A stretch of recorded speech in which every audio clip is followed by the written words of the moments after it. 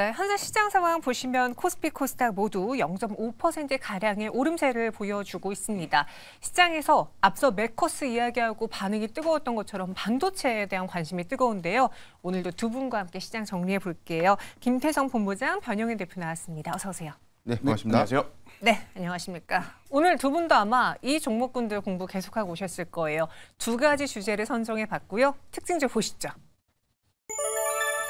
따따블 신화, 제2호 신화, LS 머티리얼즈가 나왔습니다. 그래서 새내기주를 공략해볼까? 아니면 여전히 대장주의 저력을 보여주고 있는 반도체 쪽을 봐야 될까? 이야기 나눠보겠습니다.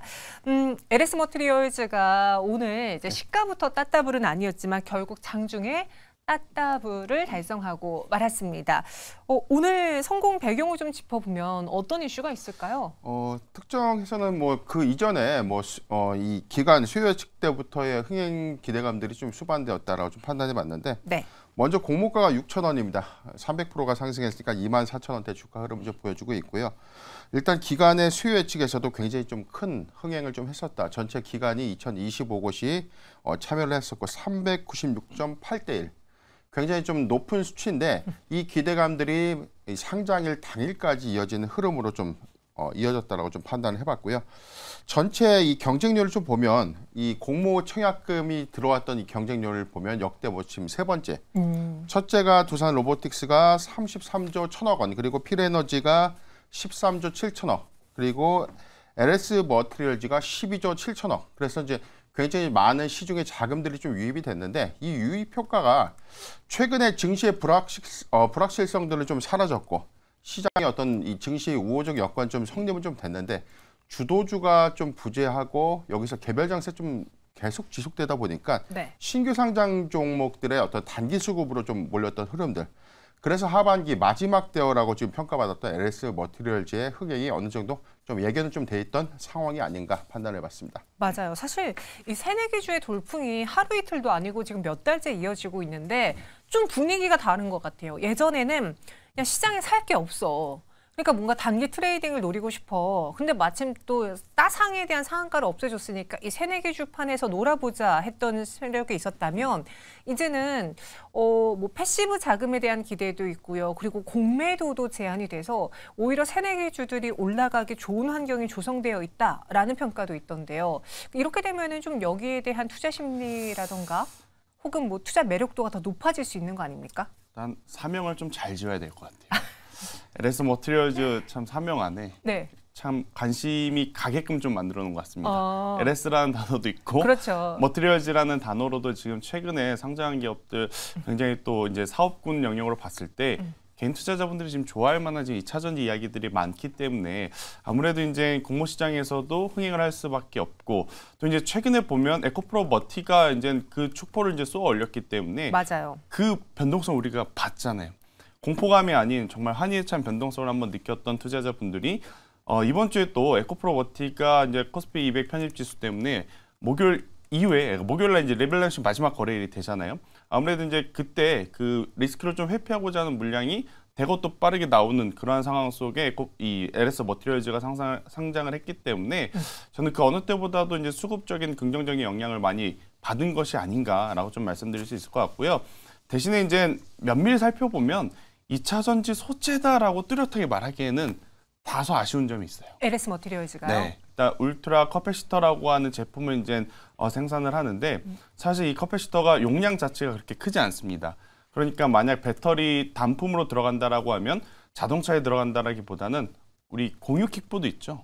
혹은 공유 자전거. 네. 그런 쪽에 이제 들어간다라고 좀 보시면 될 것 같고, 이 배터리 시장 기준으로 보면 보조 배터리 정도로 이제 보시면 될 것 같은데, 아직까지 이쪽 시장이 엄청나게 크게 개화했다라고 보기는 어렵습니다. 하지만 그것들을 모두 덮은 수급이 지금 이동을 했기 때문에 저는 충분히 추가적인 상승도 한번 더 노려볼 수 있는 현재의 구간이 아닌가라는 의견 들어보도록 하겠습니다. 근데 완벽하게 에코프로 머티리얼즈와 동일시하게는 사업 영역이 조금 다르다라고 이야기를 해주셨어요. 지금 한번 LS 머티리얼즈 볼까요? 동시효과 구간 들어가기 직전인데 여전히 상한가에 안착이 되어 있습니다. 24,000원에서 거래가 안착되어 있고 매수 잔고도 지금은 쌓여 있는 상황이에요. 개인적으로 네. 에코프로 머티리얼즈, LS 머티리얼즈 보유하신 분들 약간 그 매력도를 좀 정리해 보자면 어느 쪽이 지금 더 매력적이에요? 일단 저는 이제 신규 상장 종목들 단기의 고목가 대비해서 지금 현재 뭐 두산 로보틱스나 에코프로 머티라든지 지금 뭐 거의 2배에서 3배 이상이 올랐다는 부분들은 여기서 우리가 조금 더 앞으로의 성장성 내지 뭐 확장성들에 대한 관점을 판단하기보다는 네. 향후 도래될 수 있는 오버행 이슈죠. 보유예수, 단기적 보유예수 물량이 해제될 수 있는 구간이 3개월 또는 6개월 그리고 1년짜리가 있는데 대체적으로 좀 1년 이상인 부분들은 대주주 지분이기 때문에 시장이 물량으로 좀 출현될 수 있는 가능성은 희박하지만 단기적 관점에서는 이 기간 매물들이 좀 나올 수 있는 구간이 있기 때문에 이 기간까지는 굉장히 추후에는 오버행 이슈에 따른 어떤 주가 급락에 대해서는 우리가 리스크 대응을 좀 해야 되겠다라고 판단을 해보고요. 두 번째는 지금 LS 머티리얼즈의 경우에는 오늘 300% 이상 내일까지도 뭐 굉장히 좀 당분간은 좀 굉장히 좀 좋은 흐름을 좀 유지하지 않을까라고 판단을 해봤는데 지금 공모가가 6,000원이라는 부분과 그리고 구주 매출 부분이 있어요.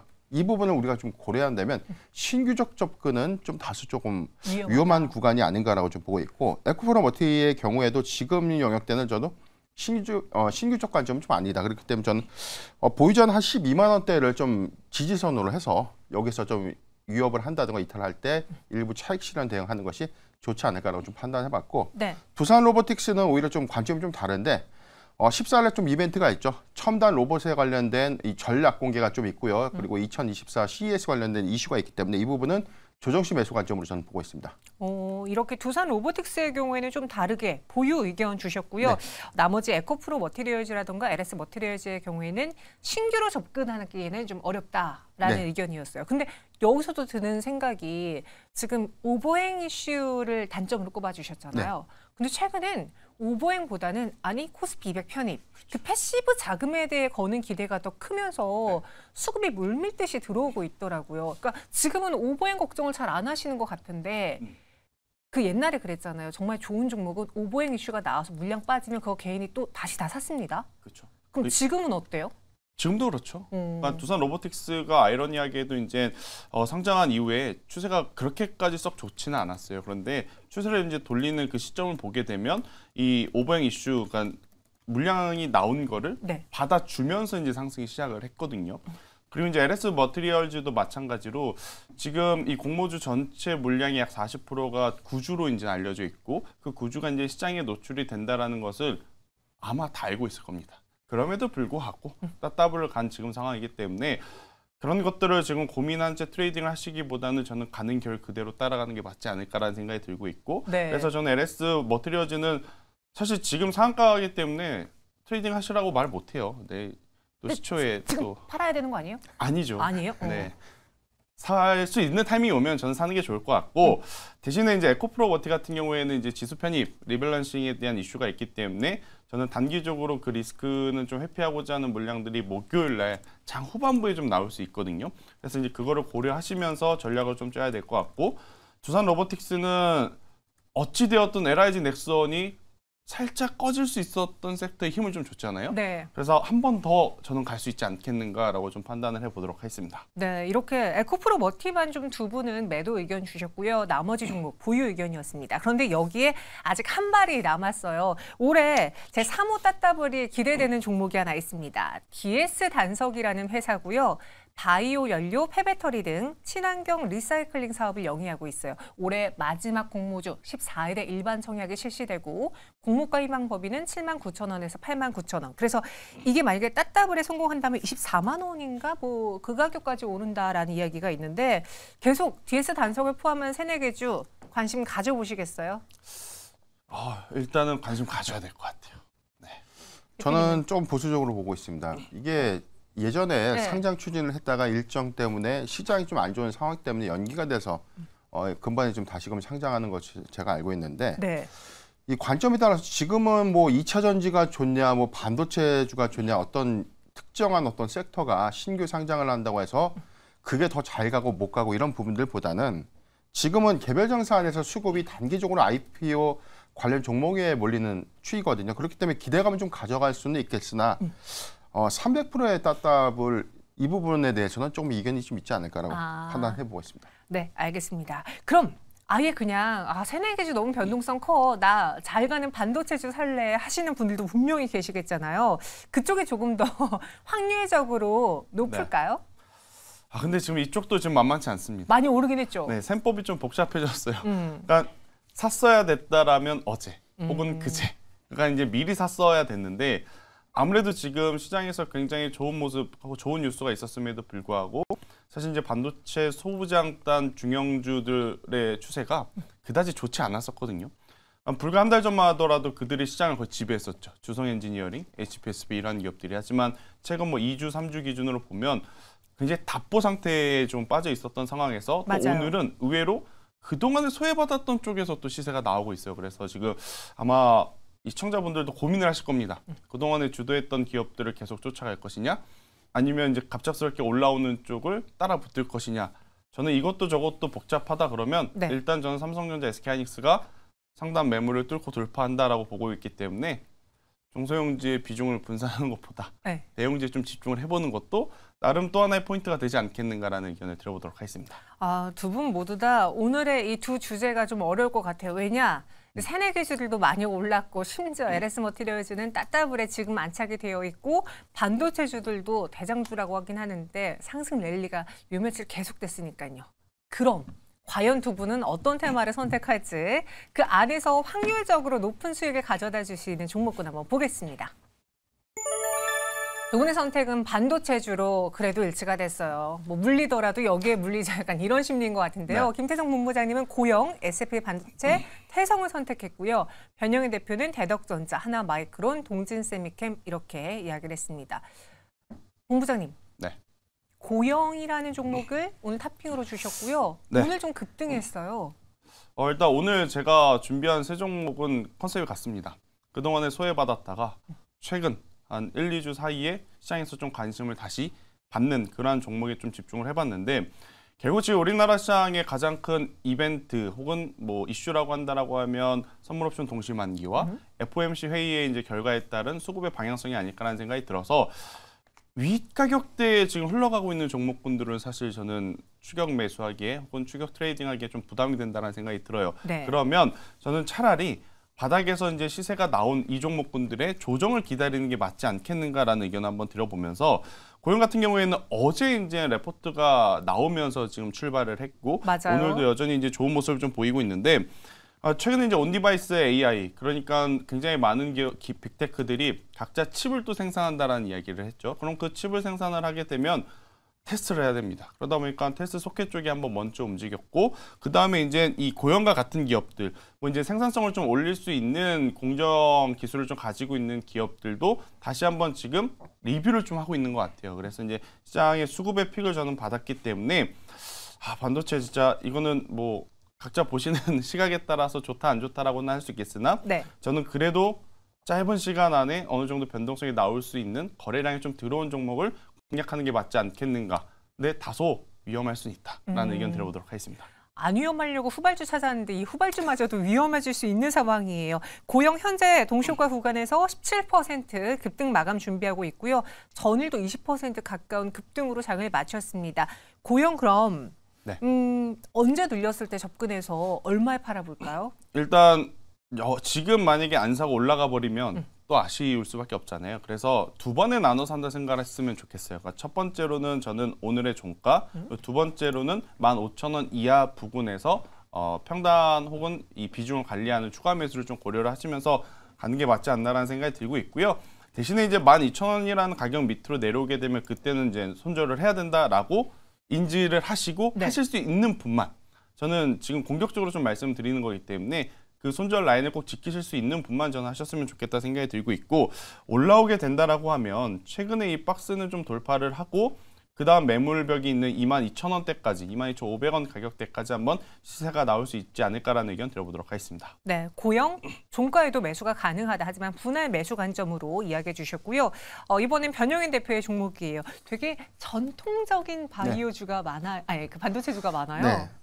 일단 관점은 네. 지금 최근에 뭐 온디바이스나 뭐 HBM 반도체에 대한 어떤 기대감들을 좀 수반했던 것. 향후에 좀 반도체주들은 소외주 이후에는 실적주로 좀 재편되지 않을까. 그래서 저는 2024년도 명확한 실적 회복이 좀 기대되는 종목 탑3를 좀 구성을 해봤고요. 먼저 대덕전자의 경우에는 3분기 시장 컨센서스가 굉장히 좀 안 좋았습니다. 영업이익이 36%가 감소되고 매출이 98% 감소됐는데 4분기까지에 대한 어떤 실적 기조 유지는 좋지 않은 실적 기조가 좀 유지될 것이다라고 좀 보지만 내년부터는 전통적인 DDR5의 어떤 출하 이후에 대한 부분들, 와이어 본딩보다 이 플립칩으로서의 어떤 변환이 내년부터 좀 본격화되는 부분들, 그리고 2024년도 설비 투자에 따른 증설, 그리고 신규 투자에 따른 캐파 부분에 좀 주목을 해보면 내년 전망 영업이익이 954억, 그렇다면 전체 220%가 좀 증가될 수 있는 부분들, 실적의 턴 어라운드 관점에서는 어닝 서프라이즈가 좀 기대될 수 있는 부분들이기 때문에 대덕전자는 이런 관점에서 좀 주시하자라고 좀 판단해봤고 네. 여기서 플립칩에 대한 수요가 지금 비단 DDR5 부분만이 아니고 HBM 반도체 등에 탑재될 수 있는, 그래서 여기에 대한 수요 단에서는 현재 어떤 양산 물량보다는 하반기에 가면 갈수록 오히려 증설 효과에 따른 어떤 캐파에 좀 더 집중을 해야 된다. 이 부분을 좀 주시하면 좋을 것 같다라고 판단해봤습니다. 네, 대덕전자 현재 동시효과 구간에서 0.19% 약보합에서 마감 준비하고 있습니다. 목표 주가 어디까지 볼 수 있을까요? 네, 매수가는 저는 한 26,000원 미만부터는 좀 모아가는 전략 유효하다. 다만 주가가 좀 고점 대비해서 굉장히 좀 조정을 받고 있는 흐름인데 실적 추이 관점으로 좀 본다면 저는 목표가 33,000원 그리고 손절가는 21,600원을 제시해드리겠습니다. 대덕전자가 변영윤 대표님의 탑픽이었습니다. 목표 주가는 33,000원, 손절가는 21,600원이고요. 그 외에 하나마이크론과 동진세미캠까지 짚어주셨습니다. 현재 동시효과 구간에서 코스피 코스닥 탄력도는 조금은 둔화됐습니다. 0.4%가량의 움직임 나타내고 있고요. 정확한 장 마감은 지금부터 전해드리겠습니다.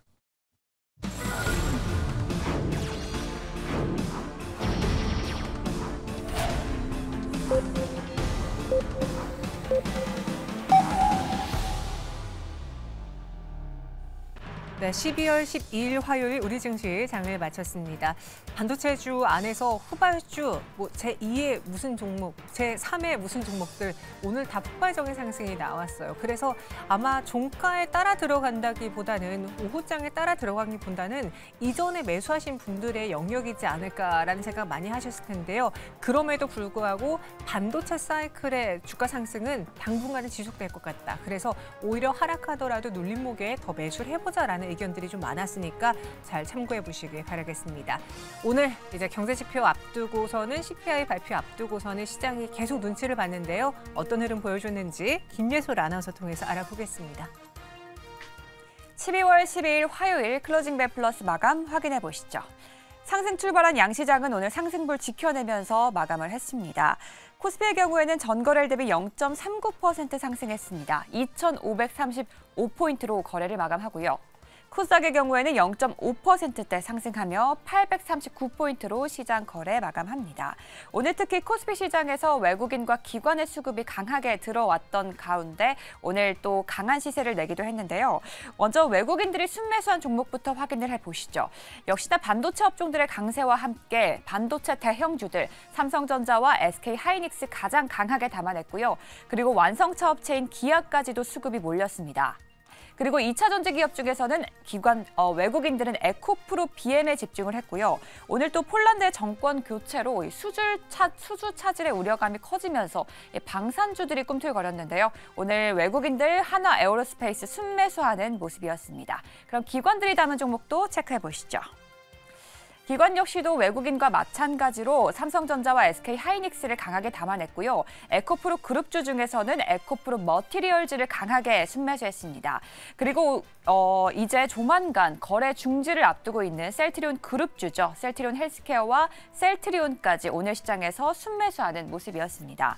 오늘 시장에서는 반도체를 제외하고 또 주목을 받은 기업들이 있었는데요. 오늘 또 가상화폐 기업들이 꿈틀거렸던 가운데 그 중심에는 위메이드 그룹주들이 있었습니다. 이 위메이드의 가상화폐 위믹스가 게임 분야 점유율 1위인 암호화폐로 선정이 됐습니다. 오늘 시그넘에서는 위믹스의 현재 게임 부문 비중은 16%로 지난 1월에 비해서 6% 이상이 더 성장했다라고 밝혔는데요.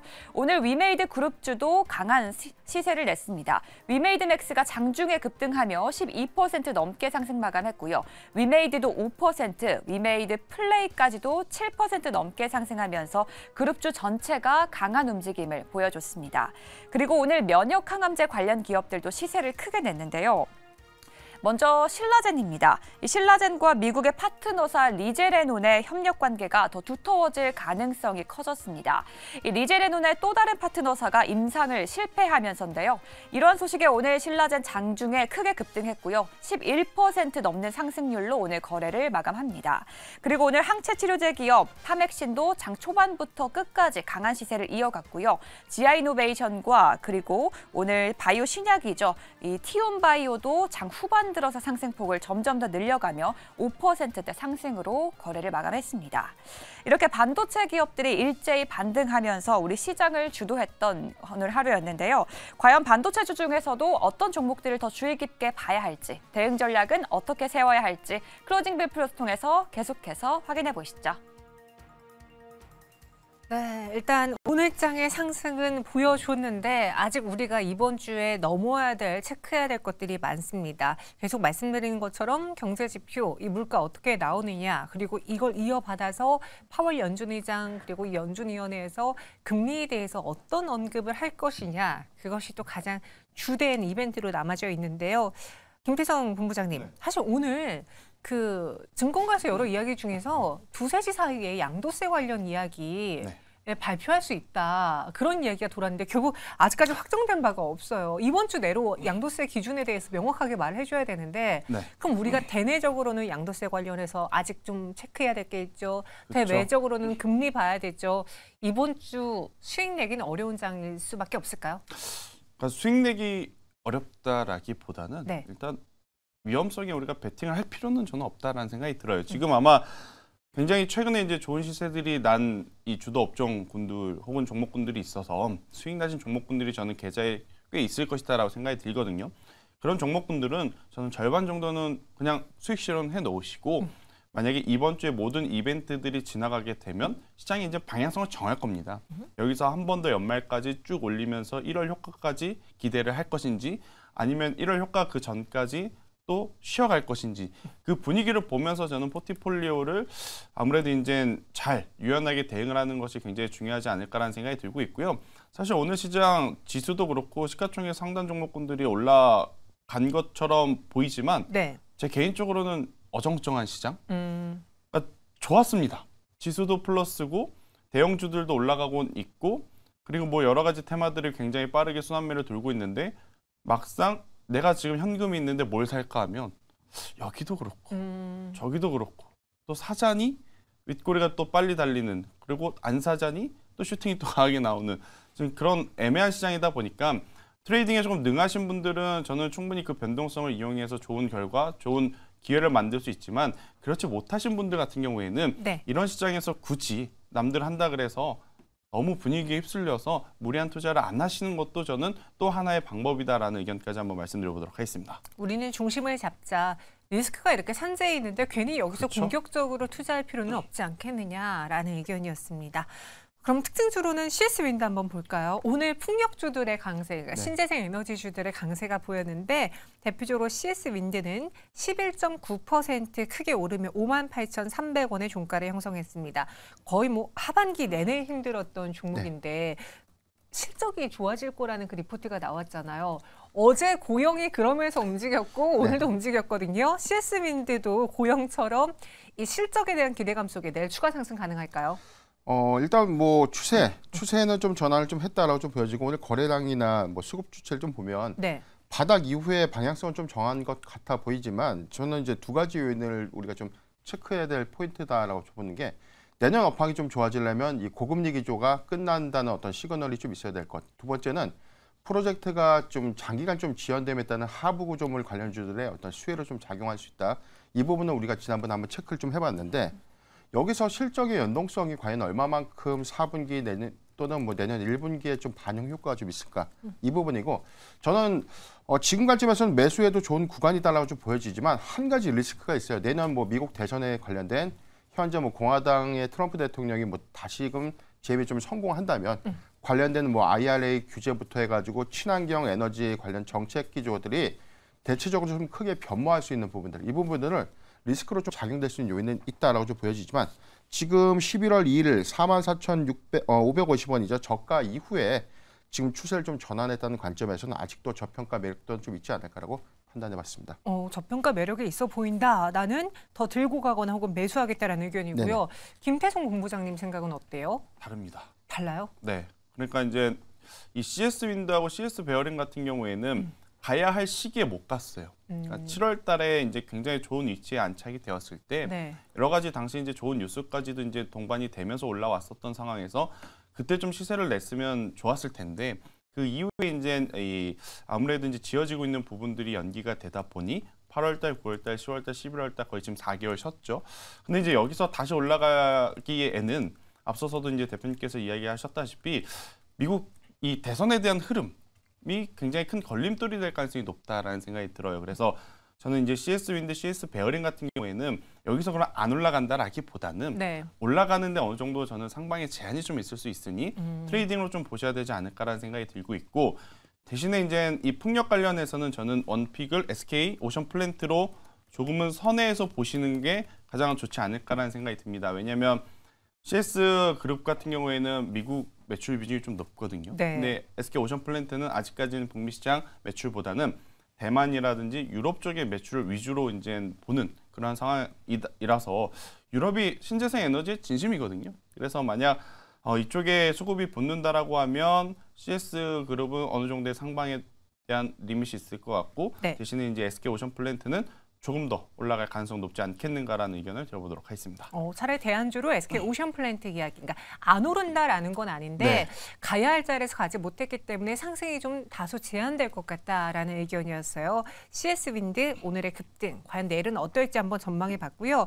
현대로템도 볼게요. 오늘까지 4거래 연속 하락했습니다. 그리고 방산주 내에서 LIG 넥스원을 제외하고는 그 폴란드에서 정권 교체로 인해서 기존 계약이 우리 1차가 됐잖아요. 근데 2차가 안 될 수도 있다라는 그 공포 때문에 지금 내리고 있는 것 같거든요. 어때요? 현대로템을 포함한 방산주들 좀 조심해야 되겠습니까? 아니면 어제 김민수 대표님은 정권이 교체된다고 그거 하루 안에 이게 손바닥 뒤집듯이 안 돼요. 너무 걱정하지 마세요라고 의견 주고 가셨는데. 뭐 그 말도 맞죠. 그런데 이제 저는 더 기분 나쁜 건 골드만삭스가 괜히 또 2024년도에 가장 좋은 섹터로 방산 이야기를 해가지고 가야 할 시기가 아닌 지금 상황에 수급이 붙었다가 이게 또 꼬인 상황이 저는 연출이 되었다라는 생각이 들어요. 그래서 더 이제 조정의 기간이, 그러니까 수급이 이제 소화가 되려면 조정이 또 길어야 되거든요. 길어질 가능성이 굉장히 높지 않을까라는 생각이 들어서 만약 보실 거라면 그래도 지금 시세 탄력이 살아있는 쪽, 저는 뭐 현대로템이 안 좋다라기보단 현대로템은 시간이 필요하다. 그래서 단기적으로는 저는 추세가 좀 살아있는 쪽은 하나시스템과 LIG 넥스원인데 LIG 넥스원은 있으신 분들의 지금 축제일 뿐일 것 같고 네. 그렇다라고 하면 저는 하나시스템이 가장 좀 유력하지 않을까라는 의견 한번 드려보도록 하겠습니다. 오히려 종목을 교체해보자. 하나시스템 그리고 뭐 LIG 넥스원도 이야기해 주셨지만 너무 많이 올랐으니까요. 너무 많이 올라서 네. 만약에 LIG 넥스원과 좀 커플링돼서 기업을 보시는 분들이 있다면 i3 시스템이라는 기업이 있거든요. 네. LIG 넥스원의 부품을 공급하는 쪽, 그쪽을 보는 것도 저는 괜찮다라는 의견 드리겠습니다. 네, 그래서 현대로템의 경우에는 피하고 보자. 대안주, 대체주를 이야기해 드렸습니다. 또 오늘 K옥션과 서울옥션의 주가 상승도 눈에 띄었어요. K옥션은 장중에 20% 넘게 올랐고요. 오늘까지 5거래 연속 상승을 보여주다가 윗꼬리 달고 7% 오른 7,800원에 마감을 했습니다. 그 호박 유명한 호박이 그 STO로 K옥션에서 또 보여줬다고 하는데 이 STO 열풍이 지속되는 것 같아요. 우리가 관심을 안 주고 있는 상황에서도 내려올랐거든요. K옥션 보유자분들 어떻게 할까요?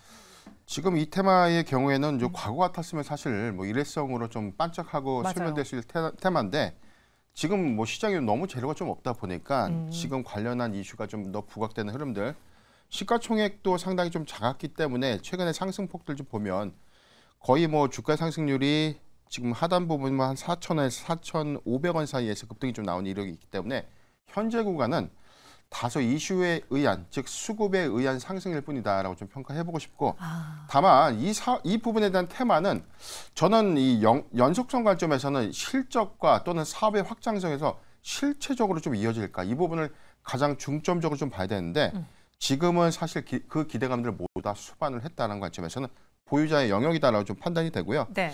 저는 7,800원이 위협하면 좀 여기선 좀 차익 실현 내지는 뭐 분할 매도 관점으로 접근해야 되는 구간이 아닐까라고 판단해봤습니다. 지금은 워낙 다른 곳에 재료가 없다 보니까 수급이 좀 강하게 몰리면서 계속 상승세가 이어졌는데 지금쯤은 이제는 수익을 실현해 보는 게 어떻겠느냐라는 의견 주셨습니다. K옥쇼 오늘의 윗꼬리가 다소 좀 아쉽고요.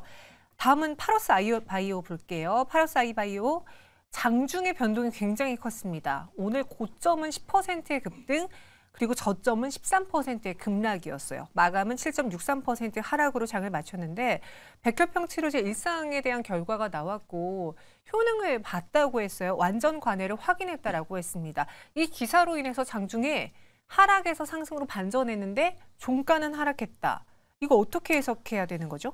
이래서 제약바이오가 어렵습니다. 효과를 입증했는데 왜 매도하는 거예요? 그러니까요. 지금 저도 이 뉴스 플로우를 보면서 오늘 위치 자체도 사실 이제 매물대를 좀 소화해 나가면 강한 상승세를 좀 보여줄 수 있지 않겠는가라고 생각을 했는데 뭐 딴 거 뉴스 보고 오니까 다 내려왔더라고요. 갑자기 내려왔어요. 일단 그러면 딱 두 가지가 있겠죠. 일단 첫 번째 시장에서 생각했던 것보다 완전 간의 이 퍼센테이지, 환자들의 퍼센테이지가 높지 않다.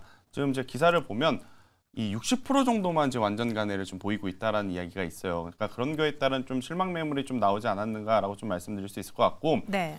그리고 또 한 가지 이유를 뭐 가져다 붙여보자면 아직 임상 1상이기 때문에 2상, 3상까지의 또 시간이 많지 않습니까? 그래서 이쪽을 너무 이제 믿고 베팅을 하는 것보다는 일단 트레이딩을 하고 다른 쪽으로 또 이제 수급의 이동이 좀 나오지 않았나라는 생각을 저는 말씀드리도록 하겠습니다. 네, 그럼 종목 교체나 매도가 좋을까요? 저는 종목을 교체하는 게 맞을 것 같아요. 근데 이제 지금 이 바이오 제약 쪽에서도 굉장히 많은 컨셉들을 좀 갖고 있죠. 실적을 보면 삼성 바이오로직스를 좀 봐야 될 것 같고, 또 이제 뉴스를 보면 셀트리온을 좀 봐야 될 것 같은데 먼저 시세가 좀 나은 것 같고, 그래서 이제 임상을 좀 생각을 해보면 저는 치매 치료 관련한 NK맥스라고 하는 기업을 지금 위치에서 보는 게 가장 적절하지 않을까. 또 이제 올해 최근에 이제 무상 증자도 한번 했고요. 네. 그리고 이제 자회사가 나스닥에 이제 상장을 해서 좋은 결과를 좀 냈습니다. 일단 주주 친화적인 정책을 또 펼쳤던 그러한 사례가 있기 때문에 연말이나 연초에 또 한번 주가가 올라갈 수 있는 모멘텀들이 더 많지 않을까.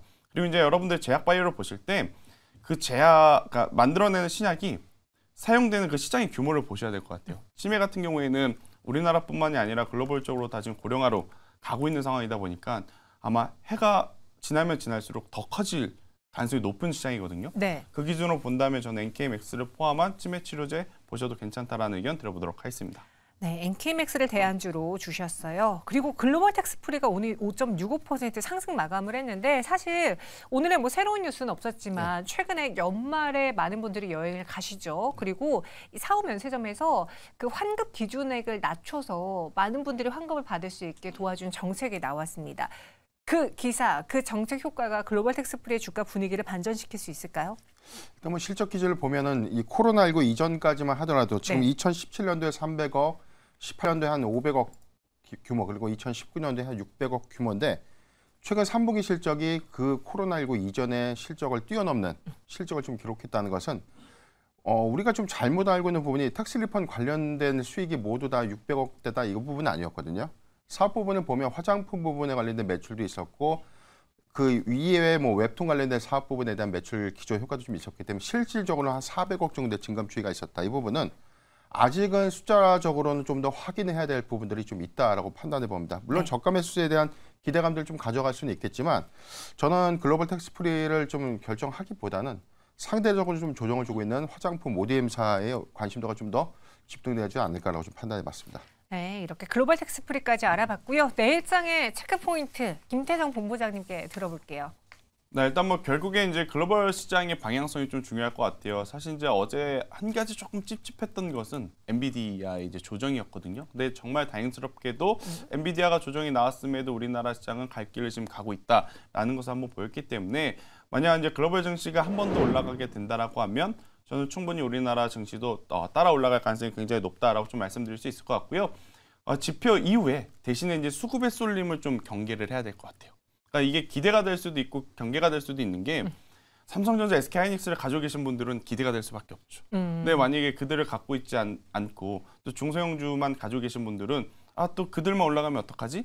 또 그런 경계감을 좀 가지면서 보셔야 되지 않을까라는 의견 들어보도록 하겠습니다. 네, 지표 이후에 수급 쏠림 기대 이야기 남겨주셨습니다. 이렇게 오늘 장은 여기서 마무리 보겠고요. 잠시 후 종목별 수상한 이야기는 엠뱅골드 김영민 매니저와 함께 나눠볼게요. 여기서 인사드리겠습니다. 고맙습니다.